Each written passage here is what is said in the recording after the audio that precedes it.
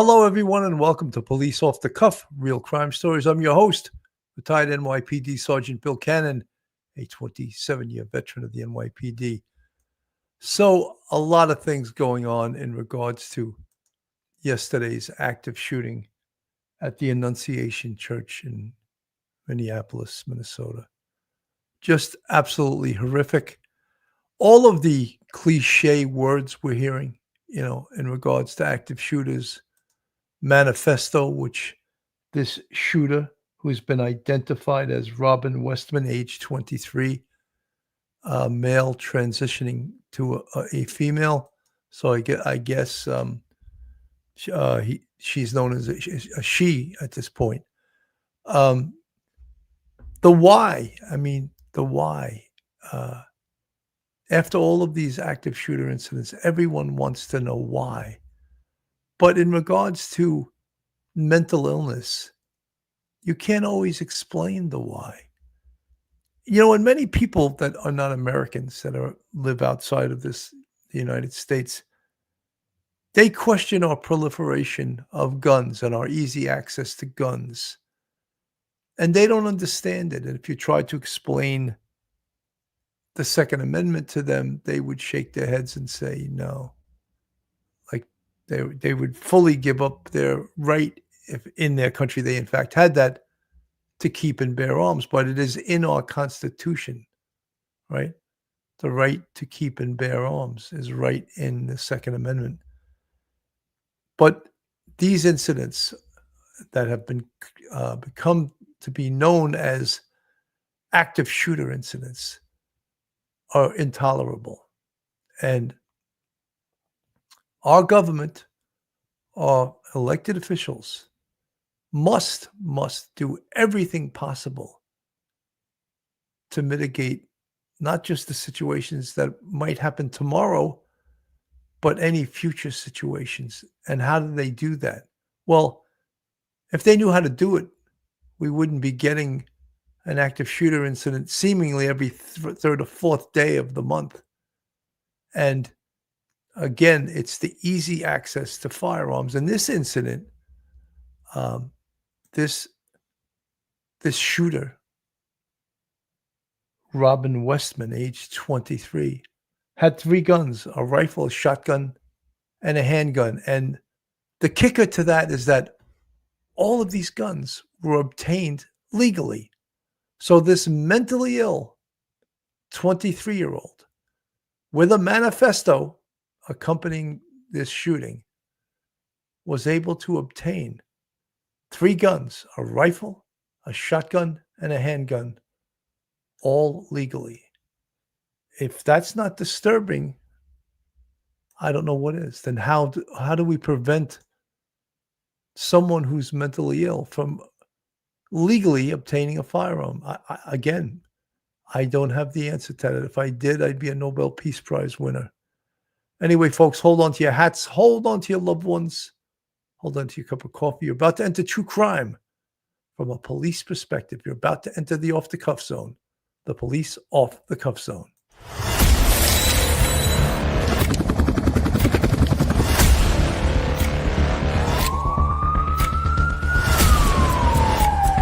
There has to be some common sense. They were the ones who called 911 to get him help, and now they're calling for change.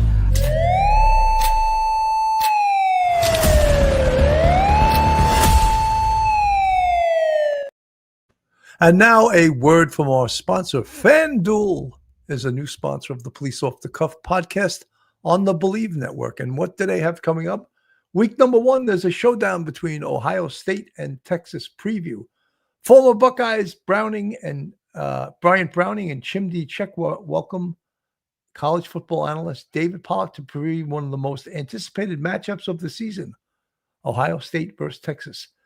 They break down key storylines, including Arch Manning's potential breakout, the impact of fresh faces on both defensive staffs, and why David is heavy on Texas defense. Catch the show on FanDuel, Ohio.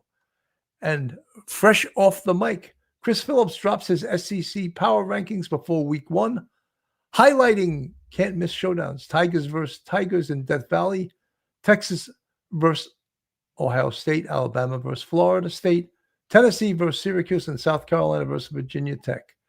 So these are some of the things we have going in week one. FanDuel is our new sponsor for the Police Off the Cuff podcast. Welcoming to the show today, I have retired NYPD Sergeant, professor at Albertus Magnus College in Connecticut, attorney. Welcome to the show, Professor Mike Geary. Mike, welcome. Bill, good afternoon. Good to see you. Thank you for having me on. You know, Mike, it seems that these active shooter cases are coming on this country probably every 3 or 4 days. Yeah. And that's, of course, nationally throughout our nation, but that's way too often. And we can use the buzzwords in active shooters. Active shooter, that term itself is a buzzword, right? Mm-hmm. And an active shooter is just someone that has no real purpose for shooting anyone, just goes to a location and just shoots people and will not stop unless he or she is stopped, or in most cases takes themselves out of the picture by committing suicide. Mike. Yeah, Bill, it's rarely ever a week will go by that you don't hear about a shooting case in any part of the country, in any state. They're not limited to any particular region of the country, but you hear about them way too often. And they usually involve a semi-automatic or fully automatic firearm. And in this case, he had several, a shotgun, rifle, and a pistol. But you hear about those, and they make the news. And these are the things that politicians rail about, and people get on and they make all kinds of statements. But we do have a crime problem in America, a crime problem done by people with firearms, and we see this in cities like in New York and Chicago and LA. And they, after a while, they become noise, and people don't realize how much death and destruction is caused by just people with regular pistols. But trying to come up with gun legislation is really difficult. And we have to come to some sort of national consensus, maybe, rather than have 50 separate states. But this shooter actually purchased and possessed his firearms legally, but yet he was very, very messed up. And he used these legally purchased firearms to carry out some sort of plot because he has some sort of deep-seated hatred and mental health issues. The really bizarre thing about this case is that he had attended the Annunciation school when he was, I believe, 17. And his mother worked there until she retired in 2021. So he was no stranger, but yet he seemed to have some vendetta against the school, this church. I'm going to play this from a local news station, ABC in Minneapolis. A suspected shooter released a series of videos around the same time of the attack. These are disturbing, but they really provide some insight into what was going on in the shooter's mind when he acted today. Investigative reporter Ryan Raish has spent the day looking through these videos, which and also contain a so-called manifesto. Ryan, what did you find? Yeah, so right now investigators are poring over these videos scheduled to post on YouTube around the time of the shooting. They were posted under the account of Robin Westman, and they were live for a couple hours before being removed by law enforcement. One of the more jarring images from the videos is this one, the arsenal of guns and ammo on display. Something many of you may have noticed is the written words and names on some of the weapons. One of the guns says, "Kill Trump," and others have the names of notable mass shooters, including Ruppnow, likely a reference to Natalie Ruppnow, the suspected mass shooter in Madison last year. The name Robert Bowers is also written on one of the weapons. He was responsible for the deadliest attack on the Jewish community. We don't know when this video was shot, but there is a reference to tomorrow. Take a listen. Tomorrow. I'm sorry to my family. But that's it. That's the only people I'm sorry to. Those kids. It's really disturbing to listen to. In addition to the guns and ammo, the video also flips through these pages of what appears to be a manifesto. It's addressed to my family and friends, saying in part, "I'm a sad person, haunted by these thoughts that do not go away. I know this is wrong, but I can't seem to stop myself. In another video, this one, Westman shows a different letter written in another language and ending with this map. It appears to be of a church, possibly a critical clue for investigators. Now, we see several guns in those videos. Police say only 3 were used in the attack. Guys, all 3 purchased legally and recently. Lindsay. All right, that was a point made by the chief earlier today. Thank you so much, Ryan. And soon after the shootings this morning, police found multiple locations connected to the shooting. Investigator reporter Eric Rasmussen was first on scene at one of 3 locations connected to Robin Westman. He joins live with what's going on. We are less than 3 miles from where you are at the school and the church. I want to get out of the way and show you where police were focusing their attention on one of the buildings back here at the Linwood Commons Apartments this afternoon. And now look at this video. A little before 2 p.m., we caught a glimpse of investigators carrying out a large box of evidence. You should see it here in the video. Now, it is hard to make out, but when I was watching this play out in real time, I noticed what appeared to be at least part of a rifle or another firearm in that box. This was all from an apartment on Lyndale Avenue here in Richfield, connected to the suspect. And back at their family's home, a couple of miles away in Minneapolis on South First Avenue, neighbors described to me the chaotic scene when police moved in there. It was terrifying. I was so scared. I was so afraid because this is a really quiet neighborhood. I can't imagine the little kids, how they felt about it, the confusion. It'll impact me for life, for sure. And I pray for their family. We've also learned the suspect's mother worked at the church. The church shared this picture on Facebook back in 2021 saying Mary Grace Westman had just retired from Annunciation. Now, I called and emailed her today, but I have not yet received a response. And back out here live, police wrapped up their search here a few hours ago.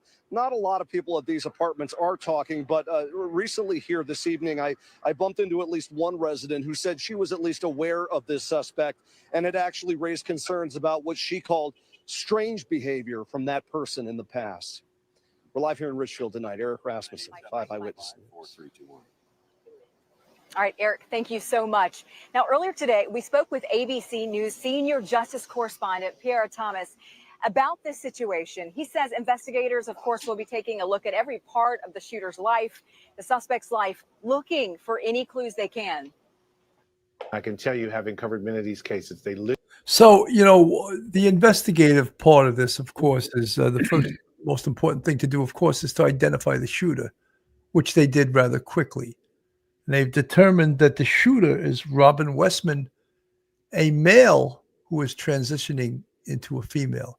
I don't know if that has anything to do with that in regards to the hatred that the shooter felt towards people, whether it was the psychological impact that such a transition would have on a person, or whether it was potentially some of the drugs that Robin Westman was taking during this transition. I don't have the knowledge to comment on that, but I can wonder, and I could throw that out there. The other thing is once you identify the shooter, it's important to do what's called a perpology. He's the perp, right? We'll study his background. Who is he? Does he have any friends? Where does he work? Does he own a car? Where does he live? And one of the first things the investigators want to do is they want to secure and serve a search warrant on his home, because frequently in cases like this, the shooter has killed someone close to him or her in the location that they live. In his manifesto, he talked glowingly about his family, the love he had for his family, but he had deep, deep problems with many people and deep, deep hatred for groups of people. So at this point, we keep hearing about motive. What was the motive? At this point, I guess the investigators want to know that, but it seems to me that hatred was a motive, you know. And in his manifesto, he even apologized ahead of time for killing the kids he was going to kill. I mean, that doesn't sound like someone that's wrapped too tight, does it, Mike? Bill, yeah, the hardest thing is everybody wants to know the why. After, you want to know, why did it occur? What was going on previously? So that's why the laptop and the cell phone and any sort of drawings and messages he's got written down on paper, whatever that he has, that may lend a clue as to what was going on. If he doesn't say it explicitly, maybe you could deduce it from what's going on here. But in this case, it's obviously he's a really disturbed person. Maybe neighbors knew that he was a strange dude, but officially it didn't seem to have any sort of significant criminal record that would stop him from from purchasing a firearm or bring him really to the attentions of law enforcement. So he's there and he's flying below the radar, and he's doing and saying all these things. We don't know how long he's been at this.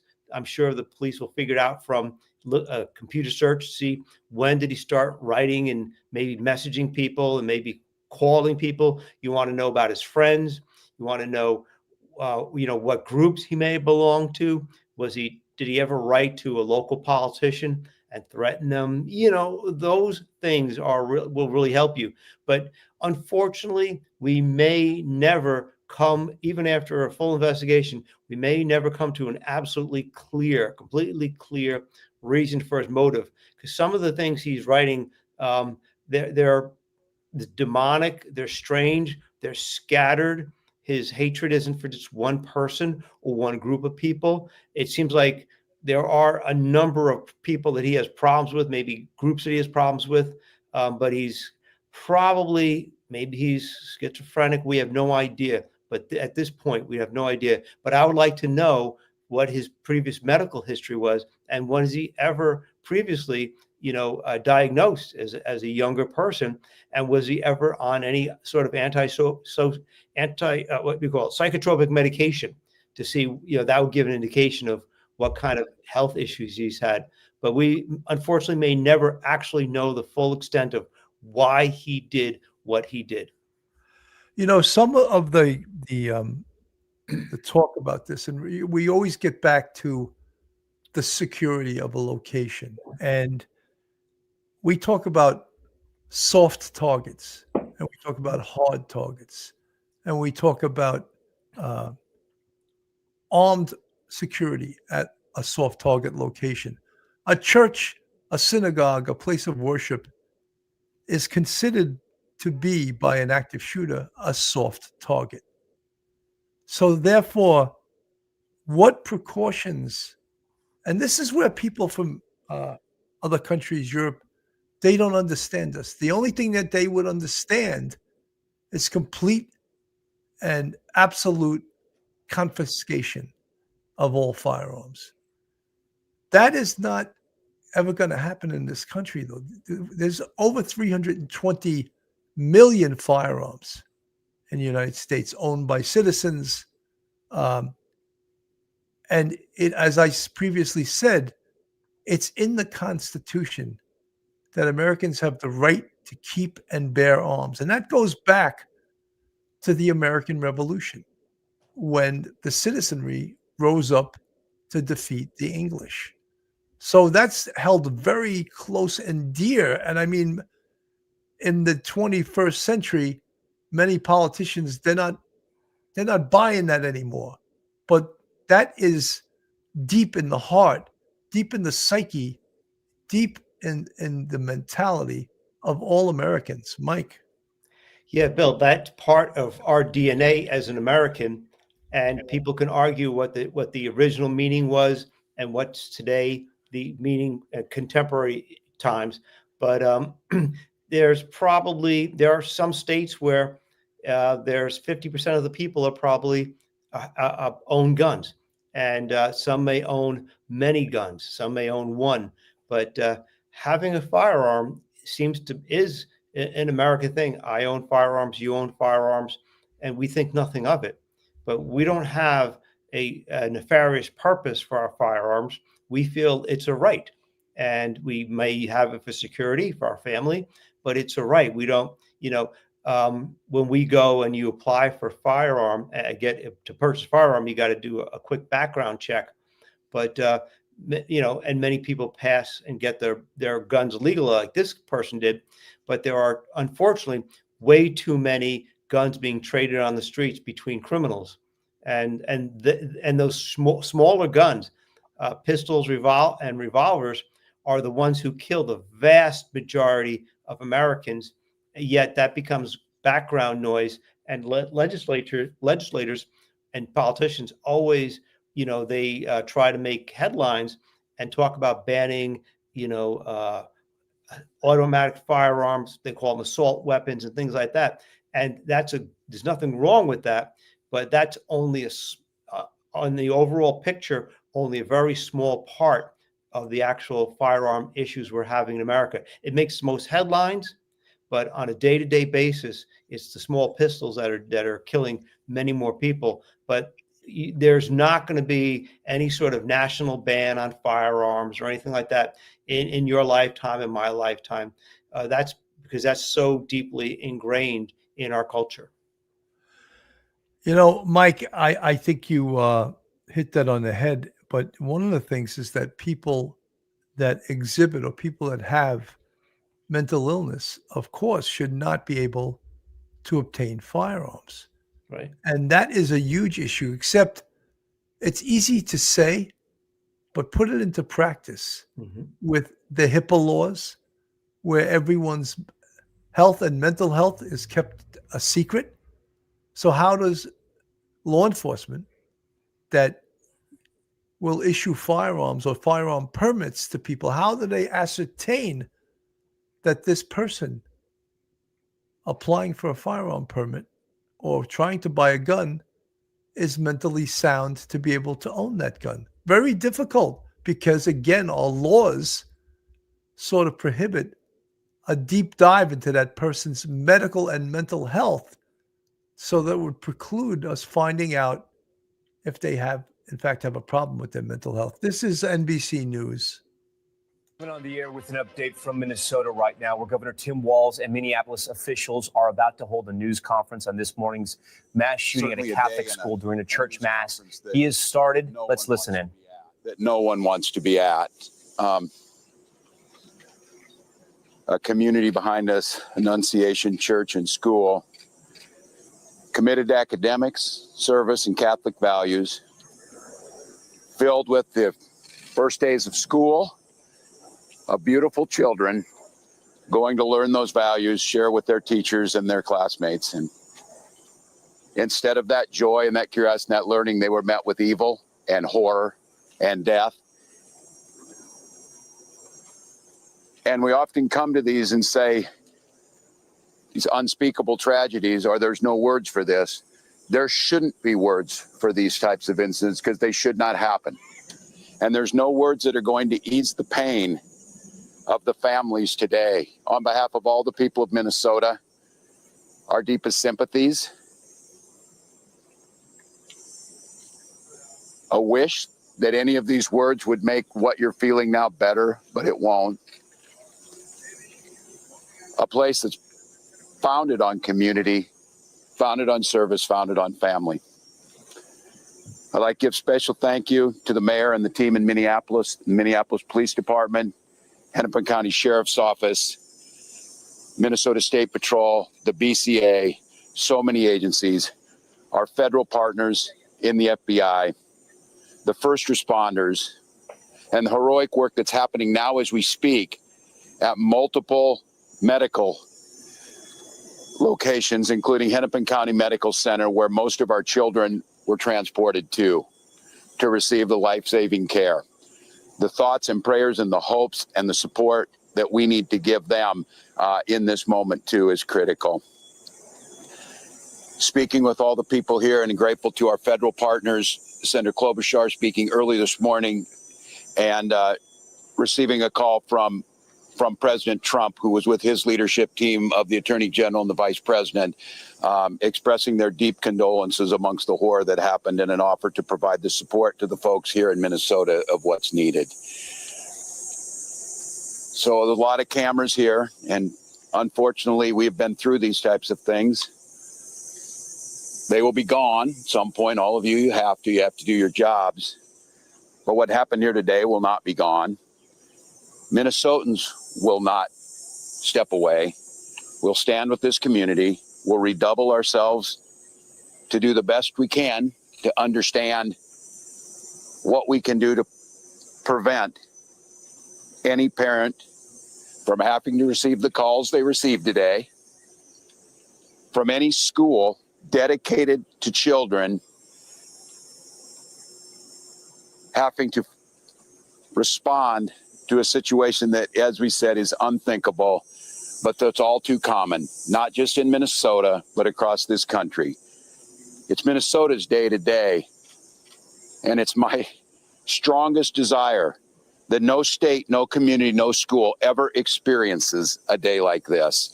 So I ask the rest of the folks around the country who are watching, keep us in your thoughts and prayers, but also keep us in the thoughts for action together. And it's on these days like this, I think, and I hope we can hold on to it. We are unified as a community. Everybody across the country today is part of the Annunciation Parish, and they're with those families. With that, Minneapolis Mayor Jacob Frey. Thank you, Governor. Throughout the morning, we have seen this extraordinary Minneapolis family step up in thousands of different ways. People with strength, resilience, compassion, and love for the families that have been forever impacted by this heinous act. We want to make sure that we're doing everything possible for them right now, and I want to give a special thank you, and we are so grateful to all of the faculty and the teachers at Annunciation. The way that they acted during severe threat and danger was nothing short of heroic. This is a tragic and horrible event that should never occur, and it would have been all the more tragic and horrible had they not stepped in, at times perhaps put themselves in danger to protect others. As horrible as this has been, it could have been far worse. I'm grateful for our law enforcement partners, our police officers in the Minneapolis Police Department and other law enforcement agencies well beyond that step up, that answered the call to make sure that they were running towards danger when so many of the rest of us would have run in the other direction. Thank you. We are so appreciative of your service. To Principal DeBoer and your whole team, the ethic that you have showed, the love that you've shown, it's flat out incredible. And at the same time, look, we need to be doing more than talking. It can't just be words. There needs to be action. And when we have seen school shooting after school shooting, when we have seen churches get shot up by horrible actors, I think the impetus has to be on all of us as leaders to do a whole lot more, to recognize that we've got more guns in this country than we have people. And it's on all of us to recognize the truth and the reality that we can't just say that this shouldn't happen again and then allow it to happen again and again beyond that. See, I mean, he's given a good speech, but if we pursued beyond the speech and asked him, what are your ideas as to how to prevent the next one of these? Right. I think he would be dribbling on himself because he doesn't have any ideas. Because I think one side of the political equation would say the way to stop this is gun confiscation.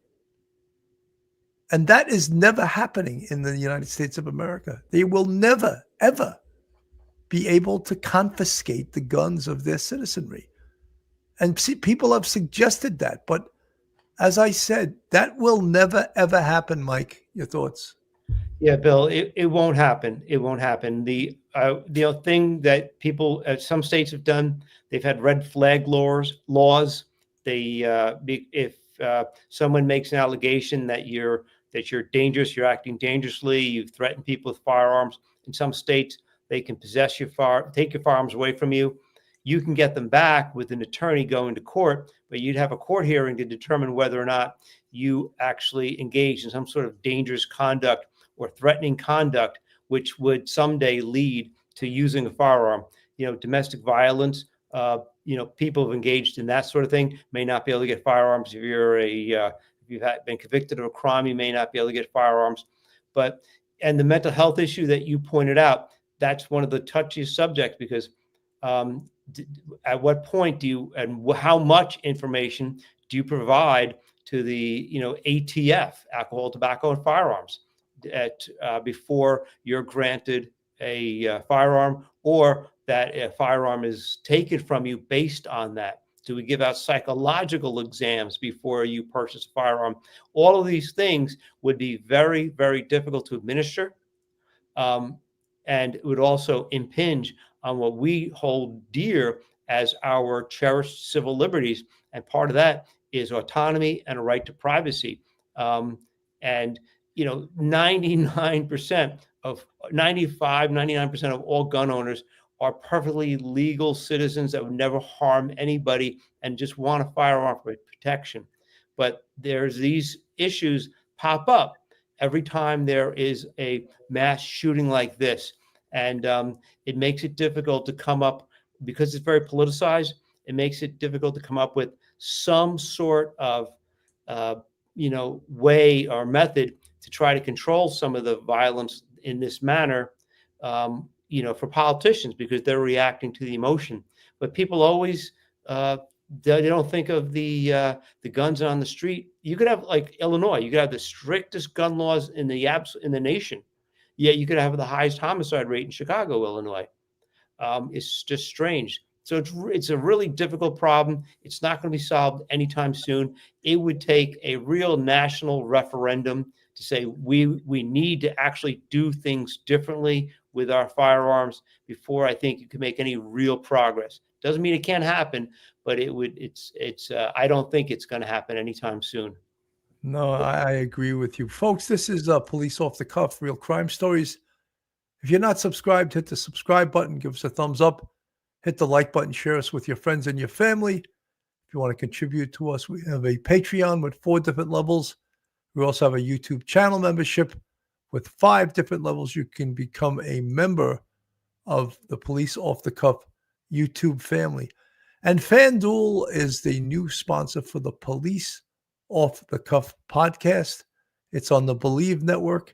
And if you like to watch football, watch all kinds of sports, bet on sports, go to the FanDuel site on the internet, and they will direct you to wherever you would like to go to pick teams of your choice to bet legally through FanDuel. This is the chief from this incident. His name is Chief Brian O'Hara. He's a pretty well-spoken guy. I'd like to play what he's had to say. My name is Brian O'Hara, BRIAN, O''HARA. I am the Minneapolis Police Chief. Good afternoon, and thank you all for your patience as we continue to gather the facts in this investigation into this truly unthinkable tragedy that happened here earlier today. I want to make sure that we are providing the most accurate information possible, particularly as we speak around our victims. At this point, we know we have a total of 19 victims from this tragedy. 2 were young children, ages 8 and 10, that were sitting in the pews at Mass when they were shot and killed. They were pronounced deceased on the scene. There were another 14 children between the ages of 6 and 15 that were injured by gunfire. There were also 3 adults in their 80s that were parishioners here attending Mass that were also shot in this incident. The families of all of the children that have been affected have been notified. The coward that shot these victims took his own life in the rear of the church. That coward has been identified as 23-year-old Robin Westman. No prior criminal history. As to the weapons used to perpetrate this horrific attack, there was a rifle, a shotgun, and a pistol. All three had been lawfully purchased by the shooter. At this stage, we believe that the shooter had acted alone. There is no indication of other suspects directly involved in carrying out this attack. Our investigators are working with other agencies in the process of executing 4 search warrants. One is for the church itself, where this crime occurred. The other 3 are residences nearby in the metro that are related to this shooter. Additional firearms are being recovered from those 3 residential locations as we speak. We're also aware of a manifesto that the shooter had timed to be released on YouTube. This manifesto appeared to show him at the scene and included some disturbing writings. That content has since been taken down with the assistance of the FBI, and it now remains under active review by our investigators. We know this community is reeling and is in pain. I want to ensure everyone in our community, this parish, all of the families affected, and all of our residents, that all of law enforcement collectively, local law enforcement, our county, our state, and all of our federal law enforcement partners have been here, and we are all working tirelessly to uncover the full scope of what happened, to try and identify a motive why it happened, and whether there are any other further details.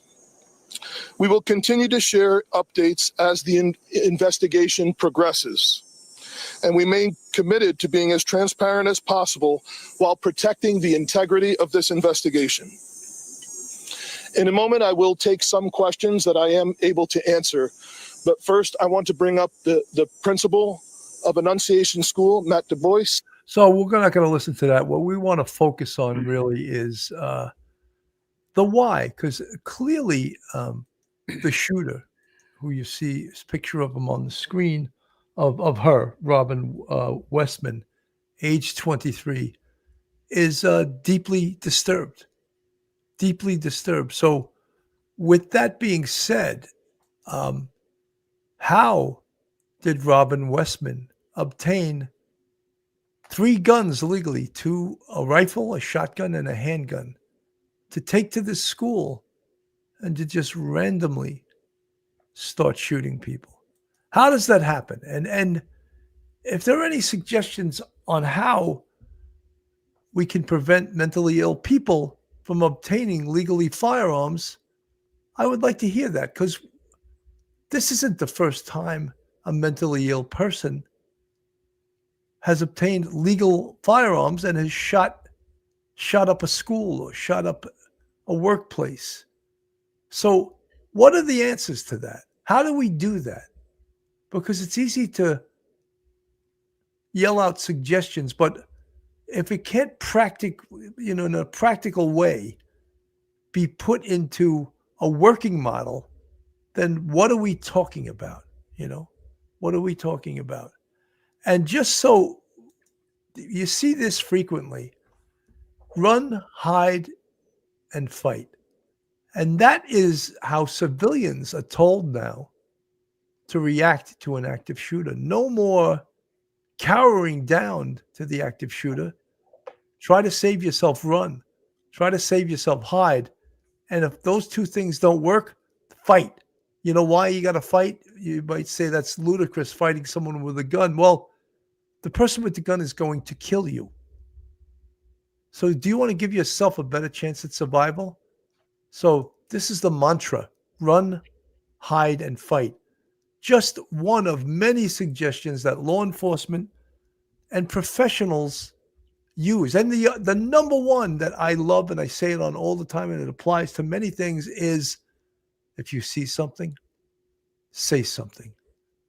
Obviously, no one said anything about this person, about Robin Westman. No one said that she had been acting strangely.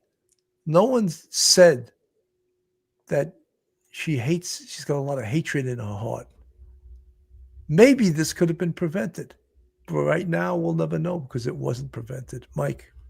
Yeah, Bill, it could have been prevented if there was any sort of official notification to the police or to a psychiatrist. Maybe the family would try to get him into a hospital setting where he could be examined for like a week or two to figure out what's going on. If he's taking any psychotropic medication, does he need a change in that? What is, do a diagnosis. What is going on with him? Is it depression? Is it schizophrenia? Who knows? All kinds of different possibilities, but that needed to be done. It could have also happened that if the family had taken his firearms away from him, or if they called the police and had the police confiscate them, like a red flag kind of thing, that could have also helped, because he actually followed the law and got those guns legally. And there's no psychological test that you take before you get that. You fill out online. It's a computer thing. You fill out online a computerized generated form. I can't think of the code number, but it goes directly to the ATF. And then you get your firearm like a half an hour later or an hour later or something like that. But maybe there needs to be more time, and perhaps have people sign a waiver and actually have a doctor that knows them, release information to the ATF. But now you got the ATF doing 1,000 investigations a day. It's very cumbersome, but this could have been prevented if people had just actually taken charge of the situation and said, look, this person is acting strange. They have a firearm. We need to get that firearm away from them. And that's where family would come in, or the police would come in. But that's something that has to be done actively. Like you say, see something, say something, do something, but you need hands-on active intervention to get someone like this away from their firearms so that they could be helped if possible. Transitioning may be an issue. We saw this with the Nashville shooter a couple of years ago. A young girl who was transitioning to be a boy, went into a Nashville school, started shooting up the place, and ended up shooting it out with the cops. And they had a manifesto too.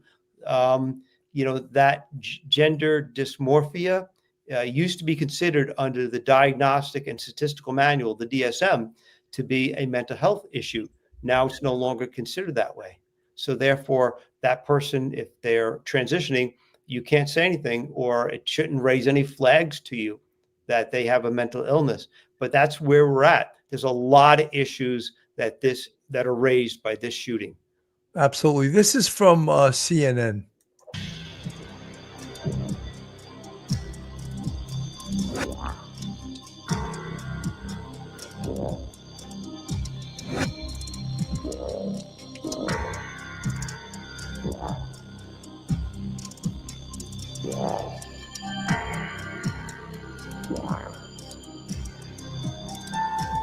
Shooter identified as 22-year-old Robin Westman. They're really just going on the screen for those that are listening and not watching. They're going through Robin Westman's manifesto, where he wrote some really hateful things.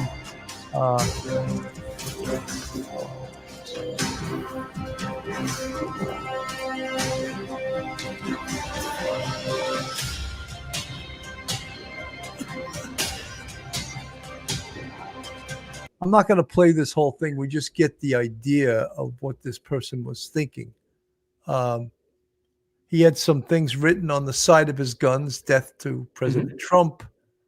He alluded to a lot of hatred against Jewish people. He championed other active shooters that had killed many people. Right. So this person, she, I guess, Robin Westman, had some mental health problems. And why didn't someone that was close to her or her family alert somebody, Mike? This reminds me a little bit of the school shooting in Connecticut back in 2000, Sandy Hook school shooting. I think it was 2013 or something like that. where a kid who had been mainstream for a short period of time, suffering from severe mental health issues, was schooled at home because he couldn't really get along in any kind of classroom. And his parent, his mom, bought him a firearm, and they thought they would train on a firearm together so that they could have some sort of real interaction. And he had a mental health crisis. He grabs the gun, kills the mother, goes back to his old school and shoots up the place and shot, I think, and killed like 16 kids.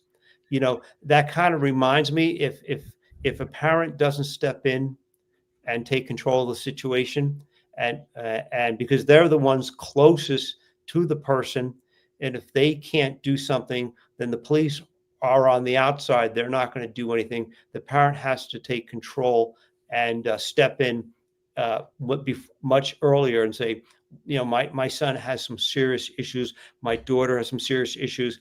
He's transitioning to a she. She's transitioning to a he, and really take notice of what is going on, and then that could possibly be prevented. But that's very difficult for parents to do, because maybe some of these things that this person is doing, the parent isn't aware of. But I think it is a wake-up call for parents of kids who may be transitioning to really take a closer look at what is going on in their children's private moments, to see if there is any sort of anger issues, and if there's any presence of any weapons that they can get their hands on. This is a real wake-up call for that. This is from News Nation. Very sick and disturbing messages. He wrote, "Kill Donald Trump" on a rifle magazine. In another image, you see the words, "For the children." And in another, "Where is your God?"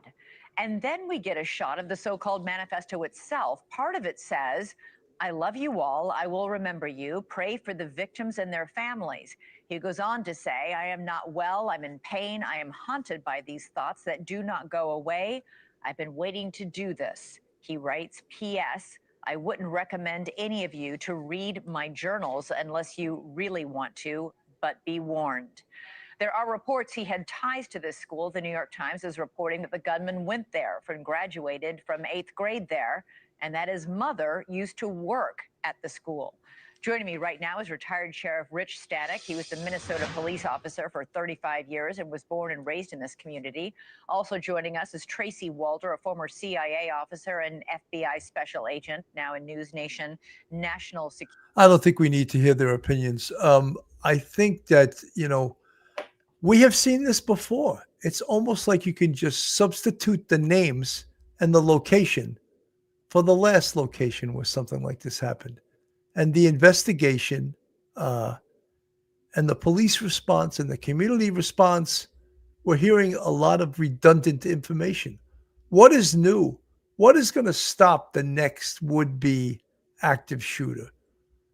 One of the things that we understand, Mike, and you can correct me if I'm wrong, the door to the church was locked.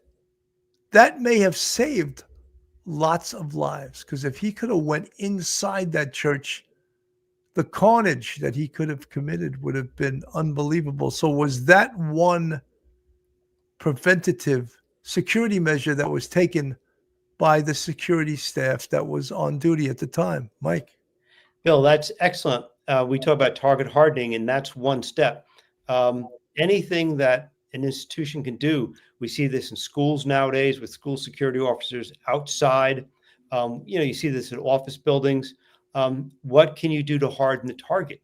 And even that the shooter in Manhattan several weeks ago, if you move security outside of the building and put it in the front so that you create space, that is target hardening. So I'm not sure who actually, was it a security guard or a custodian or the priest, but somebody locked that door.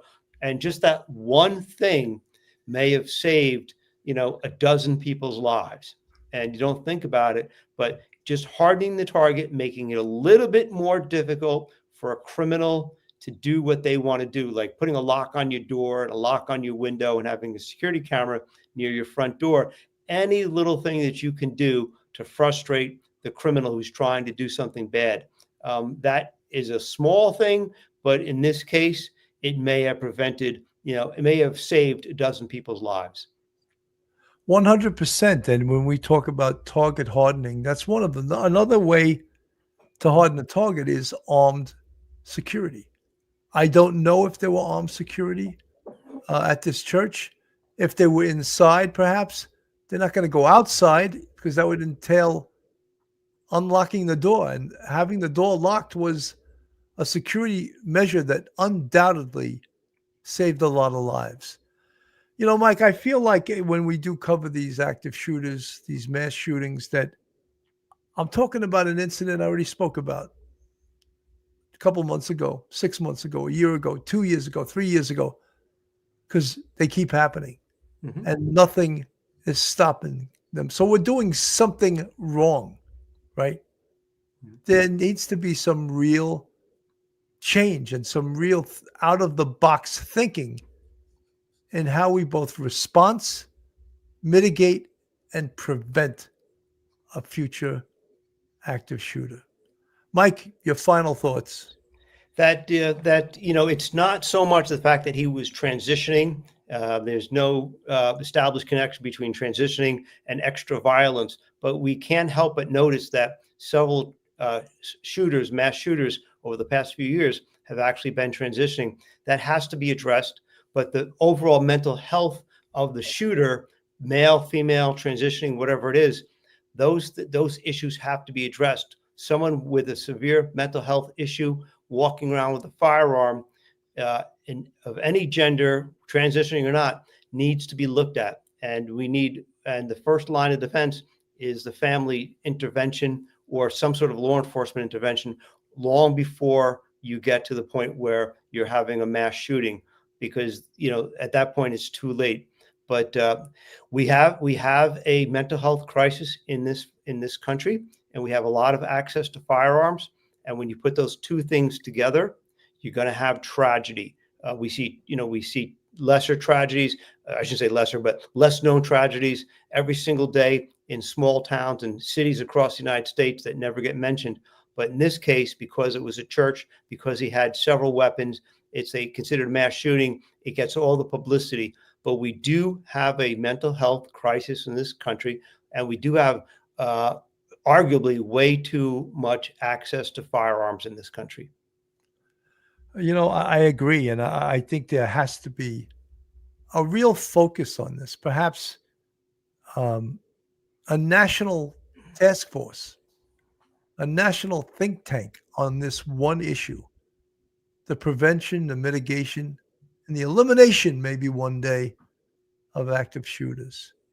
And there should be a president's task force put together, bipartisan, both sides, equal number of Democrats and Republicans, and also law enforcement, leaders from law enforcement from all of the top cities across this country, and they put their heads together, and perhaps we can come up with some real ideas. Folks, we're going to keep this story alive as new things occur. We brought it to you today, although it happened yesterday, but we know a lot more today about this story than we did do yesterday. Anyway, thank you so much for tuning in. I'm Bill Cannon from Police Off the Cuff, Real Crime Stories. On behalf of myself and Professor Mike Geary, have a great day, everyone, and God bless. One episode just ain't enough.